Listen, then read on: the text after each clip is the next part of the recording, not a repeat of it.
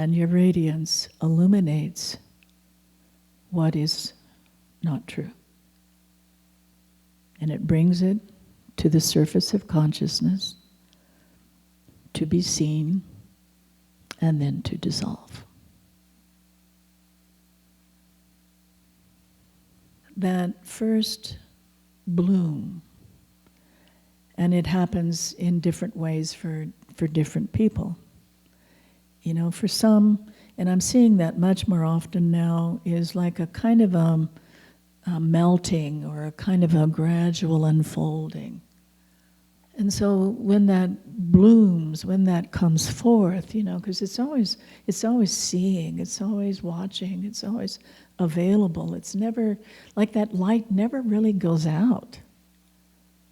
It's just a habit of attention, and the attention is drawn to where the charge is and where our personal identity lies. Right? That's all that's happening. This hell realm that we walk in and see ourselves as and go through is really a habit of attention. Now take that home. It's a habit of attention. But speaking for most of us, certainly for myself, I knew this brilliance, I knew this intrinsic radiance, I knew it.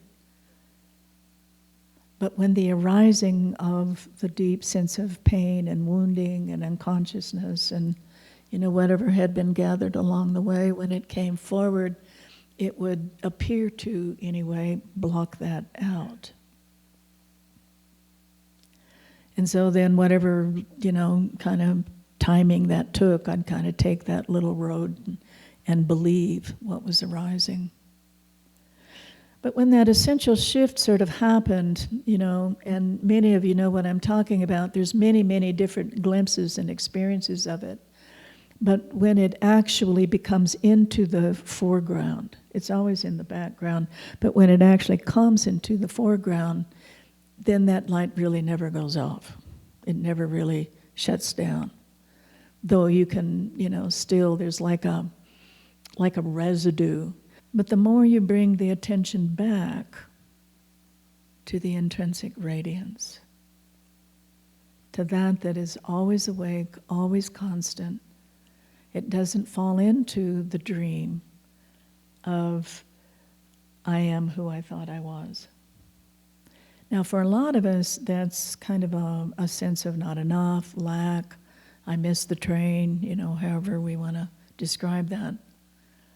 But for others, it is, I've got it.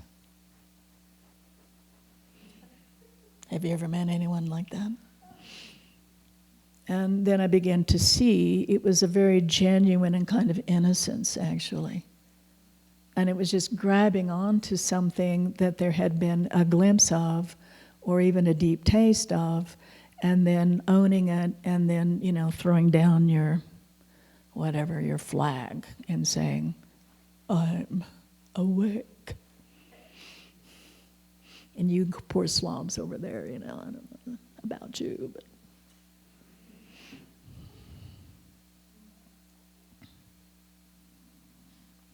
I remember I was staying, or I did stay up with Yuko up in this beautiful place called Sugarloaf.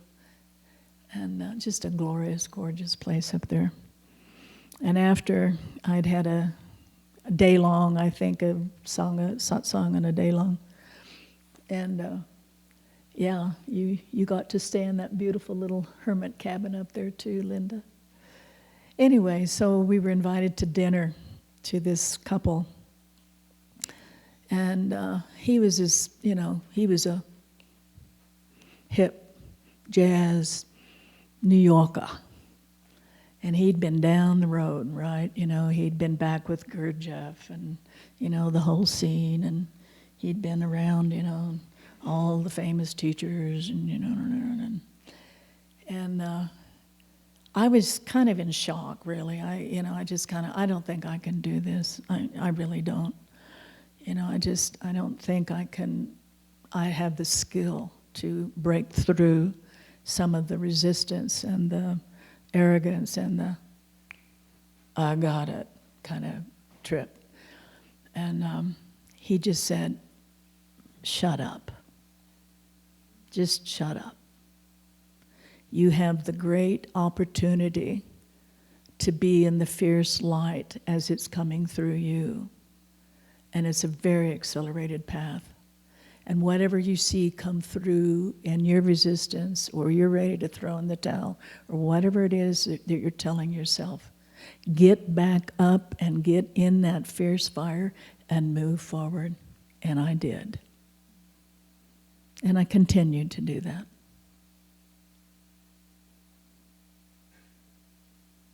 As a human being, it's never fully, completely done.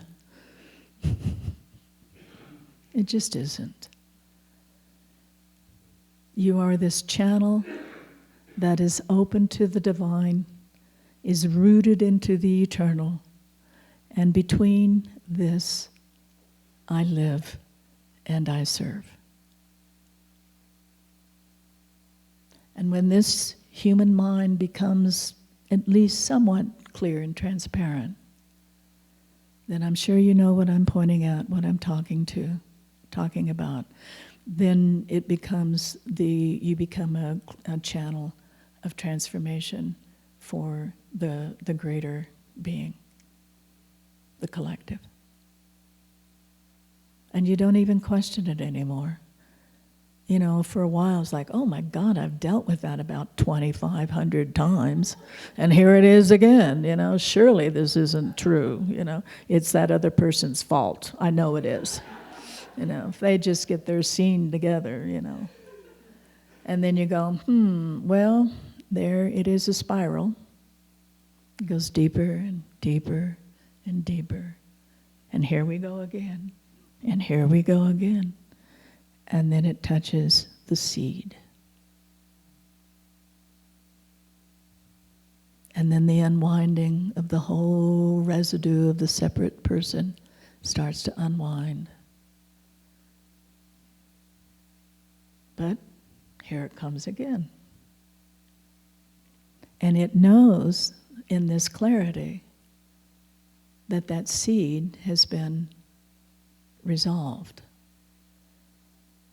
But then the collective, the compassion that Kimpo Lapsang was talking about, the liberation, it no longer is a liberation of some separate person trying to get clear and trying to, you know, arrive, or whatever it is that we still have a residue of belief.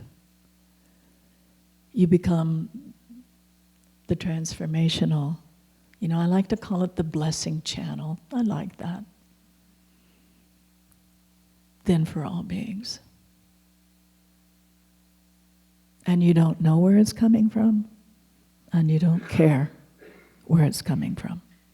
It ceases to be a personal experience or a personal endeavor. It's just doing its thing, and you're the human vehicle, the human channel that it gets to move through.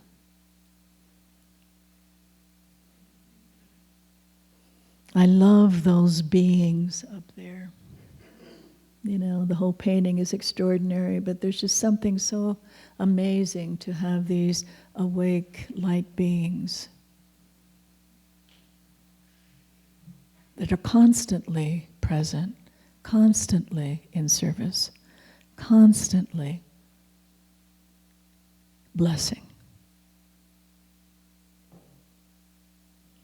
I remember a man that used to live here, and beautiful man. I mean, he was doing kirtan when he was 16 and had a guru, you know, and you know, then he realized he hadn't come into the body, and so he got a lady partner, and she got him in the body all right, you know.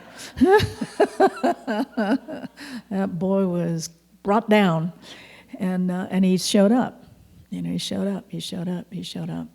But there was this real thing about his mother, and you know, it was a genuine trauma. I mean, I'm not dismissing trauma. It was a genuine trauma. And he would say, he said, I can't stand these mountains. They're like invasive and they're penetrating and I went, wow. My experience is these mountains and what live in these mountains are the great protectors. I mean, they're those that they're serving us. I had a beautiful teacher, a ceramics teacher, and one of her sculptures that I received was of the beings that live in these mountains still, way before the indigenous people. So, it's a perspective. And he was trained through, having a lot of trauma with his mother, that he was not supported or safe or cared for.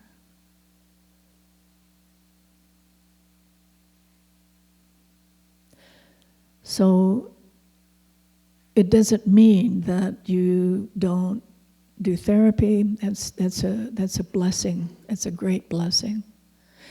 It doesn't, for those who are trained and those that have a certain kind of wisdom and awakeness, it's a great blessing. All the different body workers, all the different healers, all the different seers, I mean, it's an incredible blessing. That's the support. But if we can't come into our intrinsic radiance, it's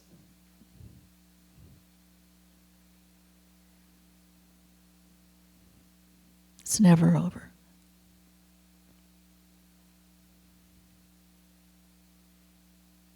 It's never over. You just become a really skilled liberator.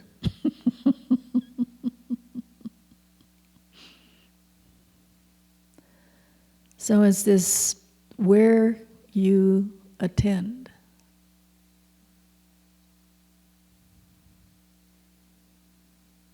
And the fact that you're even interested, you even read books, you even show up to teachers, you even, come to a retreat, do what we're doing here. It's God that brought you here. And I'm sorry if I offend you using the word God. I don't know how many people in Boulder got up and walked out when I used the word God. I went, whoa, that's a reaction, I'm kind of exaggerating, but not too much, actually. So if God offends you, then find something that speaks to you. In the sacred, the holy, the beauty, the cosmic mother, the Buddha mind, love. It doesn't matter. Just find something that is intimate. Because if it isn't intimate, you're going to come to a retreat. It's Source that's bringing you to the retreat. You might as well just relax. It isn't some beautiful spiritual da-da-da-da-da-da, come on. It only takes you so far. Usually it takes you to the wall and you splat all over the wall and you fall down and then you get back up and you go, okay, enough with the da-da-da-da-da-da, And you start to realize that its source is self. It illuminates this body, it courses through the blood, it's in the bones, it's in the cells, it's in the voice, it's in the breath, it's like totally, unimaginably, unbelievably intimate. It's not when you get it together and when you get perfect and when you don't yell at your partner or your dog or something. It's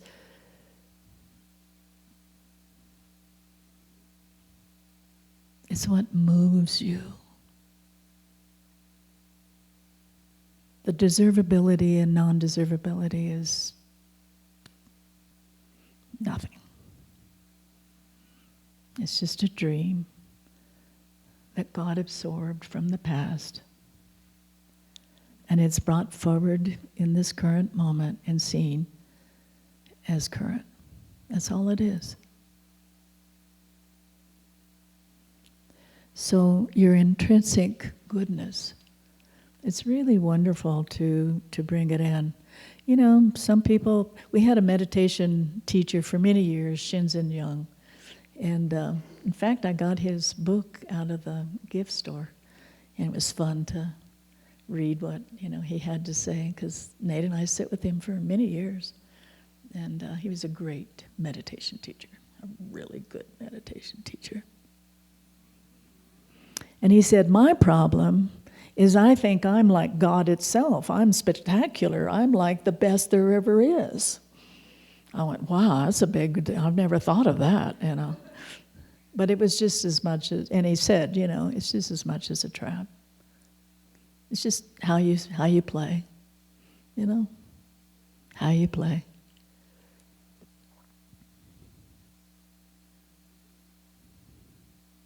But the fundamental of who and what you are. I'm too much. I'm not enough.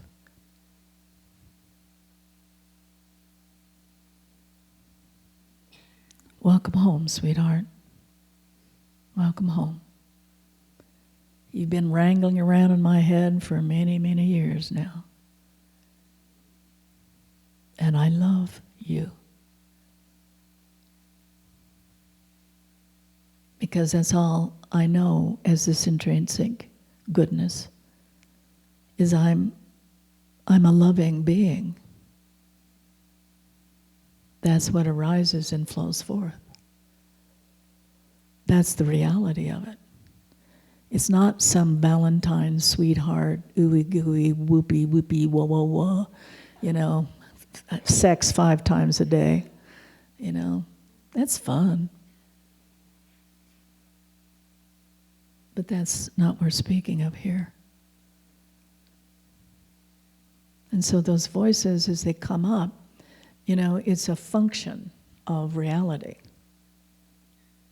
They're not coming up to make you feel bad about yourself or run your day or, define who you are. They're coming up because there's a timing, if you want to call it, because you're out of time and space, so there are a lot of paradoxes. But it's ripe that it's coming up. So this loving attention can embrace and permeate it, and then it's dissolved, and then it's no more. That's what's happening. And so to spin it and spin it and spin it and spin it and spin it, you can do that if that's what's happening. That's God expressing itself like that.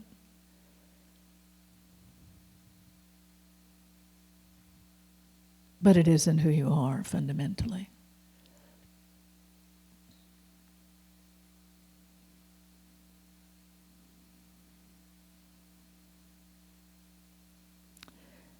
I brought it up just a little bit last night because I think it's so vitally important right now. We're walking on the razor's edge. Everything is perfectly fine, and even if it goes all to hell and the whole earth is blown up, it's still perfectly fine. It's a very strange way of seeing what's happening, but as much as I can see, it seems to be true. It's really all okay. And we are participating in these human bodies, which is a gift from the Mother Earth. And we love our earth, and we come from our earth, and she supports us and feeds us and gives us water, and the great sun gives us life. And the two are coming together, and they're making love and creating the myriad of forms. So we participate. At the same time, as we know, fundamentally, it's all in the hands of the great being, the great source, the great wisdom. It's perfectly in place. And yet we participate. And the best way that we can participate, the most fundamental, the most powerful, the biggest way that we can participate is to come into and live from our intrinsic radiance. From the silent I that comes out of the great mystery and the great emptiness, and it comes forth into the dynamic aspect called love, called radiance, called beingness. And it forms itself in the myriad of ways, the 10,000 ways, the 10 million ways, the 10 zillion ways. It's really what Marga's painting is all about. Is the awakened human. Human luminous, as the Catos call it in Peru. We are coming into the human luminous.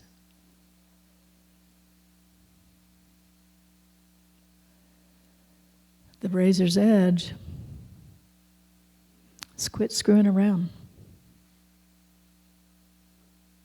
And what is meant by that, all these stories that you're telling yourself, see them as they are. See them as they are, like straight up.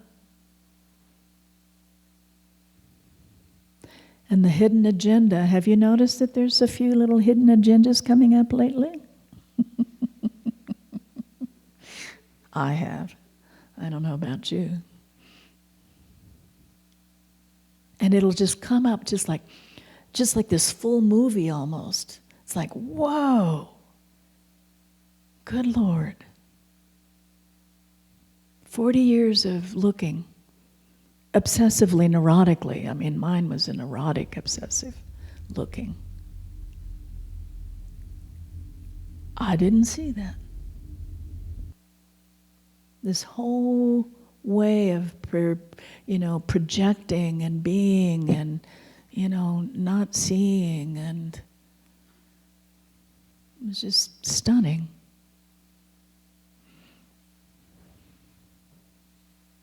So I'm encouraging you to, from this divine, this radiance, this power, this beauty, this loving presence, call that in, those hidden layers. Usually, in most instances, it's a sense of control. Anyone know anything about control? And control comes from fear. I mean, you might as well just call it what it is. And you can keep on, arranging your life and rearranging your life and making it better, and there's nothing wrong with that. Why not have a great life? Or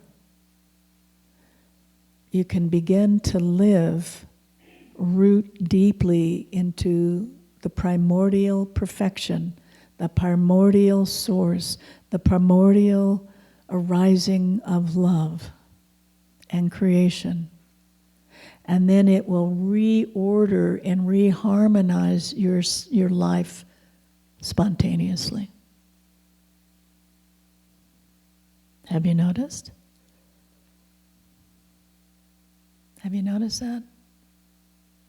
Can you let go enough to let that primordial perfection, this reharmonization take place? It does. So much more beautifully with less effort and stress and God knows what else we put ourselves through. That's where, when the teachers call it the ease of being. Or one of my main, sayings right now is like, it's just happening. It's just happening. That whole thing of imagine your life, you go, well, it's just happening. I've lost the one that's imagining my life. Do you hear? I know you're hearing what I'm saying.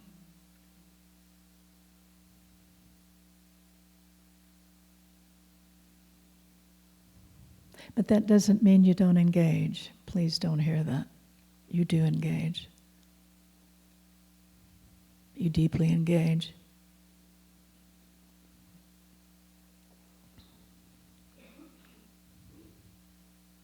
The other night when I was saying attended this beautiful kind of gathering on the equinox and the peace, International Peace Day, or whatever that was.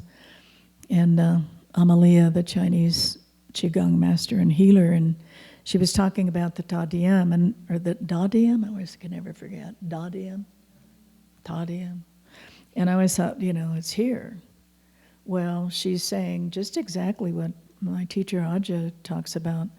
It's here, it's the sky mind, and he calls it the freedom from, or it's the heart, and what he calls the freedom in, or the below, which is the freedom from freedom.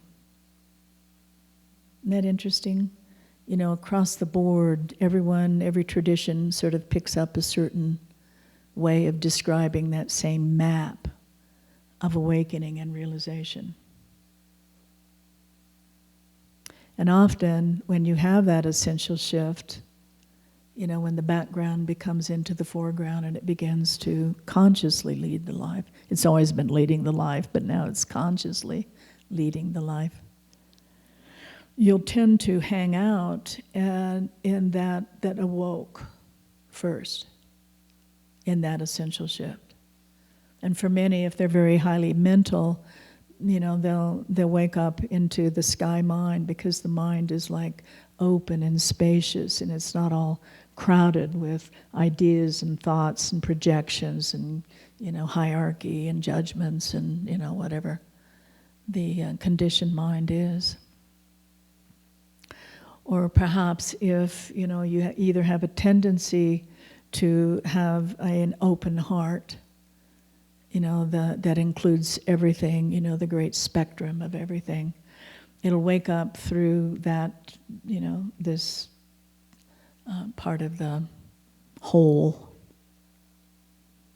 And then, who knows, you have karmic tendencies perhaps, and it will wake up more into the lower, more of the low sacrum, where the existential grip happens. If you let go of this, you're toast. Right? So that's why there's so much resistance to that dark, deep, silent, primordial. Because the mind goes, don't go there. Of course, the mind's right. There is a death. It's just not what you've perceived. So what I'm trying to say is, don't hold on to what wakes up first. You hear that? Because, it's like what you've always wanted. There's a kind of a freedom and lovely and wonderful, ooh, this is it, baby. And so the tendency is the mind to grab it, and try to But the reality, the whole reality, is it's all open, all at once, equally. And it's true, life in this moment will perhaps draw forth a loving response, unconditional response. And then maybe you live your life where you're in that deep place of rest and abiding, contentment and peace. So if everyone just leaves you alone, it's cool. Just, I'm in silence.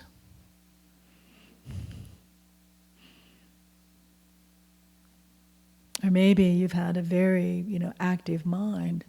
And so the relief of that mind that's directing the whole show, it's not there anymore. It's spacious. So you want to hang out there. But it's all just, again, it's a habit. It's a preference. And it's okay to have a preference, you know. I like mashed potatoes, but I don't like fried potatoes, right? You can have whatever kind of preferences you want. But in fully embodying who you are, it's to be that open, loving, bright awareness. It's perfectly described, actually, awareness. Whatever it wants to reveal and shine and bring forth.